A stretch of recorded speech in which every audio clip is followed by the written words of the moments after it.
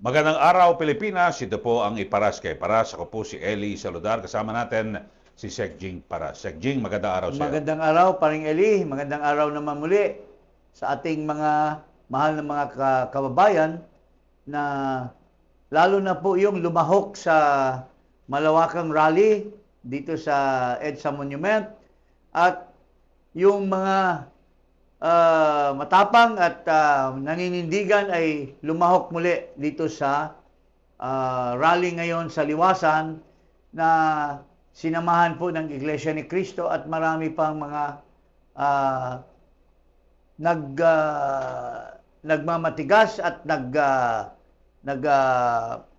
sasalita laban sa korupsyon, laban sa kabulastugan nitong Marcos administration. At sila ngayon ay nagsama-sama doon sa Liwasang Bonifacio. So, mga kababayan, huwag tayong titigil hanggang wala na ang boses natin sa panawagan na bumaba na si Marcos sa kanyang pwesto. Okay, at samantala ay habang minomonitor natin kaganapan sa Liwasang Bonifacio, isa rin sa issue na pinag-uusapan ngayon at ipinagtataka ng marami ay ito nga naging desisyon ng ombudsman na gawing state witness. Ito po si dating DPWH Secretary Manny Bonoan na isa po ito sa sabihin natin arkitekto at may malaking papel dito po sa mga flood control projects sa Sek Jing. So, ikaw ano masasabi mo nito? Kasi ang dami, halos lahat ang kausap ko eh. Actually, nagulat eh. Isa ito sa nakikita ko na pinipihit ng administration parang bargaining chip nila kasi may balita ako na nagpadala ng emisary ang bangag na Pangulo at ang kanyang mga halipores diyan sa Malacanang na aayusin at kukumbinsihin ang Iglesia ni Cristo at ang mga ating mga mahal na mga mamamayan na sumama sa rally at pipigilin. Ibig sabihin, magkaroon ng negotiation na baka iligtas si Marcoleta sa kaso pero may kapalit. May kapalit na hindi na papatuloy ang iglesia. At isa sa offer siguro nito na nabigla ang administrasyon ni Marcos na wala silang madalian na i-offer, itong naisip nila na si Bonoan ang ilalantad nila para gamitin against Martin Romualdez. Parang kung sa ano pa yan, sa pupunta ka sa sacrificial lang. Magsakripisyo ka sa sa Old Testament, sinasakripisyo ang isang kambing or isang tupa, isang baka or ito si Martin ino-offer nila na magiging sakripisyo. Kasi hindi sila nakapag-file kasi kulang sila siguro ng testigo. Si Gutesa, si Saldico, wala dito. Ito ngayon si Bonoan ang ititestigo nila. Pero ang daming pwedeng tumistigo, Sek Jing. Katulad yung mga dating sundalo, tauhan ni Saldico, pwede nang makapagpadiin yan dahil sila nag-deliver. Pero bakit itong si dating Secretary Bonoan? Well, siguro nga tulad ng sinabi ni Martin Romualdez noong nagtalumpati siya at sinasabi niya, hindi po ako Superman. Ang Speaker of the House isang tao lang yan. Hindi ako may control. It is the executive department ang may control. So si Bonoan is the alter ego of the president. Si Bonoan ang may kinalaman sa lahat ng maniobra dyan sa flood control. Sinabi pa nga ni itong si Undersecretary Roberto Bernardo na ang may tangay ng mga maniobra dyan sa DPWH ay yung namatay na Cabral, namatay ba kaya yun or nag-iba lang ang itsura, baka nagpa-plastic surgery, hindi natin alam kung saan napunta. At ito si Bonoan. Kasi lahat ng mga insertions, pupunta lahat yan sa DPWH, pare. At ang nagpapa-implementar niyan, ang nagde-decide kung kanino mapunta ng mga district at so on so forth, si Bunuan. So, posible na magtitistigo si Bunuan na ang nag-utos sa kanya ng deployment ng mga pera ay si Mr. Romualdez. Pero they don't understand that Bunuan is only answerable to the president, being the alter ego.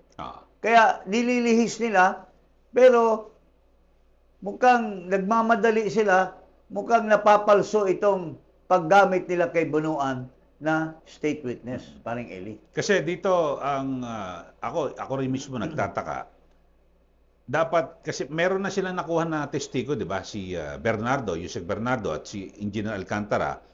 Kasi ako tinignan ko yung Rule 119 ng Rules of Court dito sa tungkol sa mga state witness na 'yan. Oh. Kung merong halimbawa, yung pangalawa, there is no other direct evidence available. So, pero may taga DPWH na. Yes. Kompleto na, 'di ba? Si Yusek Bernardo. Actually, the best witness, sinabi na nga ni Boying Rimulya, ang testigo nila, at sinabi na rin ni Vince Dizon, ang testigo nila, against Romualdez was Gutesa. At ito ay sinabi officially ni Gutesa doon sa kanyang testimony sa Senado. Blue Ribbon Committee. Si Saldico, sinasabi din ni Saldico na anong pangalan nito? Sinabi ni Saldico na si Boying Rimulya ang binibigyan niya ng pera, yung 56 billion na nanggaling sa kickback doon sa Bulacan, siya ang nagbigay kay Romualdez at hati daw sila si Marcos doon, di ba? Tapos mayroon pang 8 billion na sinasabi, at itong 18 Marines, pwede nilang gamitin ito eh. In fact, yung si Esquivel, ginamit din nila na nag-deliver ng pera kay Romualdez. So what is there a use of Bunuan? Parang mayroong mysterious maneuver dyan para lang isalba itong kurakot. Ito si Bunuan, pare, hindi pwede yan dahil kurakot na yan nung assistant secretary pa lang. Kilala ko na yan, kurakot na yan dyan sa DPWH. Assistant pa lang yan ni Ted Encarnacion. Kilala ko na itong tao na ito. Itong si Bunuan. So, hindi pwede yung he has history of corruption along the way when he was still a small fry official of the DPWH. Kasi yung kanyang papel bilang DPWH Secretary, siya ang may control lahat ng pondo ng DPWH, yung sa flood control. Siya ang mag-propose sa Congress, ito yung gagawin pa. Kasi sa Congress, sila ang gumagawa sa batas para maging Dalawa kasing klase yung flood control dyan. Yung sinama na sa NEP, doon may control si Bunuan.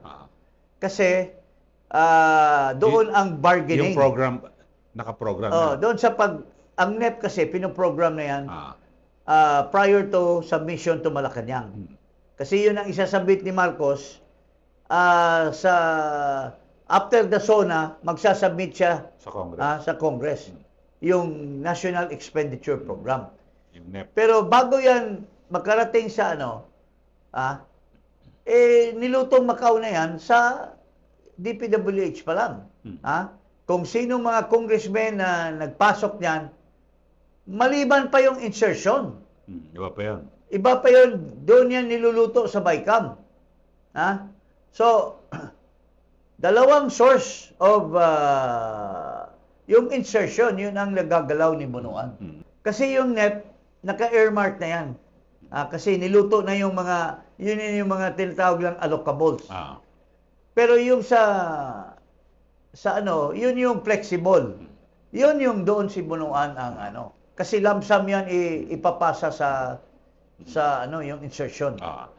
So, dalawang ipapasa. uri yan, Oh. binabanggit mo. Mm. Pero yung Wala mga... pang, hindi pa kasama. Pangatlo, yung unprogrammed funds. Yun, unprogrammed. Sino na may mayroong Executive otoridad? na. Executive na. So, sinasabi doon sa kanilang testimony sa Supreme Court, itong si OSG, na si Pangandaman daw lang ang nagdidesisyon yan. Pero Pangandaman does not have knowledge of the people who will be recipient or the district who will be recipient or the projects.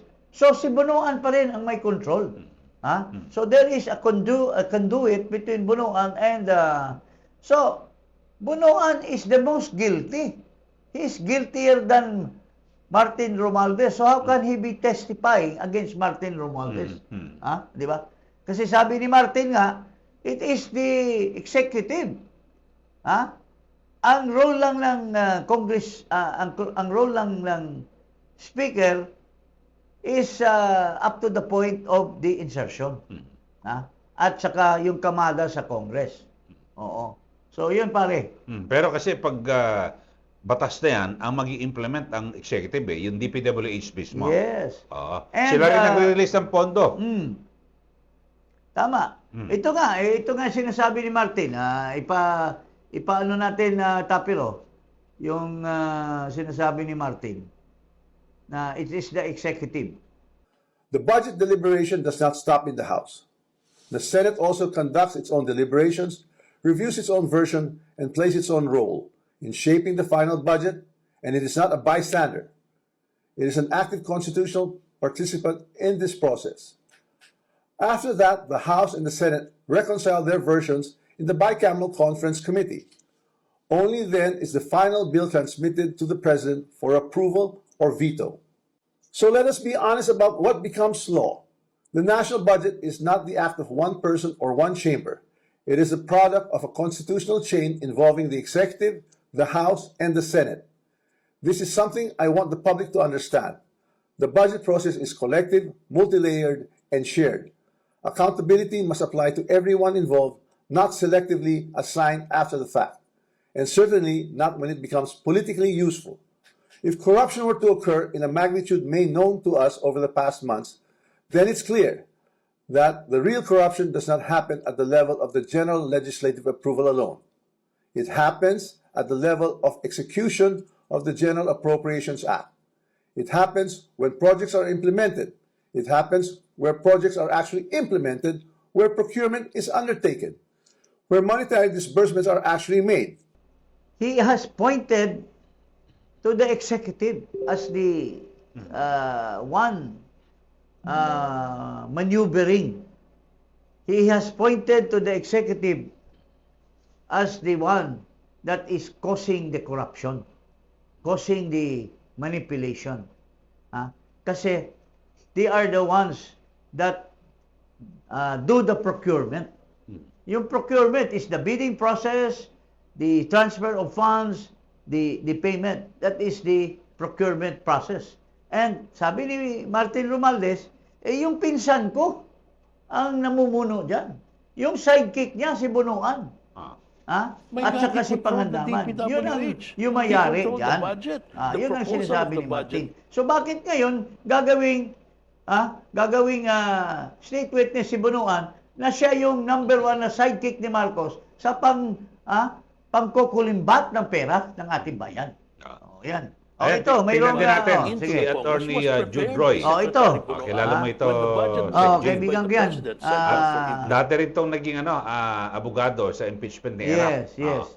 Hindi, impeachment ni Corona Corona. Corona. Siya ang isa sa mga lawyer. Anyway, pakinggan natin yung opinion nitong isang magaling na lawyer. My God, he controlled the DPWH. He controlled the budget. The proposal of the budget into the Congress was prepared by Secretary Bunuan. When the budget was approved by the President, sent down for implementation, it is also Secretary Bunuan who gives out all those contracts. Well, his department, no? Yeah. So if there's anyone who has control between legislators like Chis Escudero, Martin Romualdez, Dante Marcoleta, all these people, Secretary Bunuan has more control over how projects are given out. This cannot be done.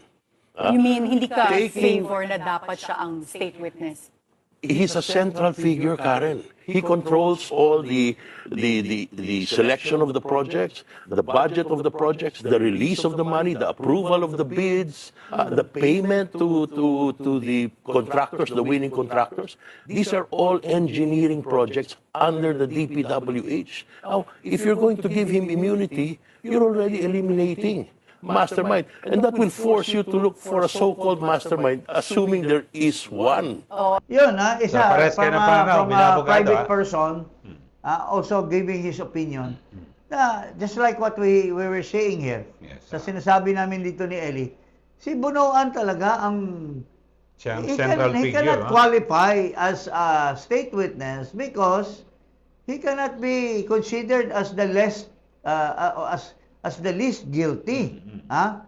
O kasi sabi nga nitong isang magaling na abogado, he is the one that prepares everything. And he is getting his power from his boss. He is the alter ego. So, dapat nga may konspirasya ni Marcos at sika si Bunoan. Kasi si Bunoan hindi yan gagalaw kung walang order ni Marcos kung sino ang mga pagbibigyan ng mga pondo. Yun ang mga hindi mo pwedeng ipagkaila ng mga facts of the case. Ika nga. Pero dito, Sec Jing, paano mahahabol? Kasi yan ang desisyon ng ombudsman eh. Sa panig ng prosecution na gawin siyang state witness.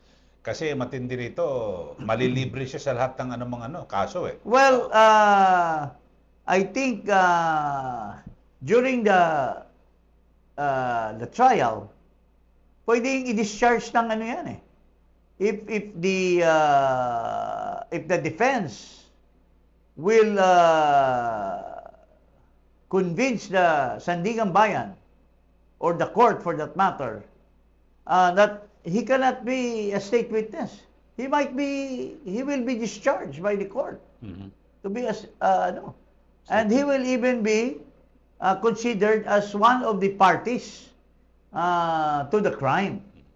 So pwede yan. Pwede yan. Pwede pa lang mabago yan kung sakasakali. Pwede mabago Tatakbo pa yan. ng trial. Sa trial. Kasi the respondent, the accused, can say na, itong tao na ito, hindi ito Then they will convince the Sandigan Bayan, for that matter, to discharge him as a state witness. Oo.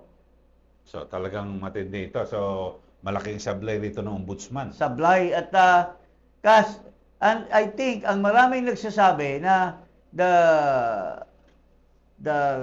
calling of Bunoan as a state witness is parang to appease the Iglesia at kukunin si Bunoan na witness against Martin Romualdez. But the group of Martin Romualdez is strongly opposing this because wala namang na point si Bunoan from the start. He was very quiet. Bakit ngayon lang it will pinpoint si Romualdez? And he is being used as the witness against Romualdez. Hindi fair game. Ika nga sinasabi ng Romualdez camp. Okay, so yan po. At huwag pong kalimutan na mag-subscribe dito po sa Paras kay Paras at i-click ang notification bell. Maraming salamat po. Magandang araw. Magandang araw.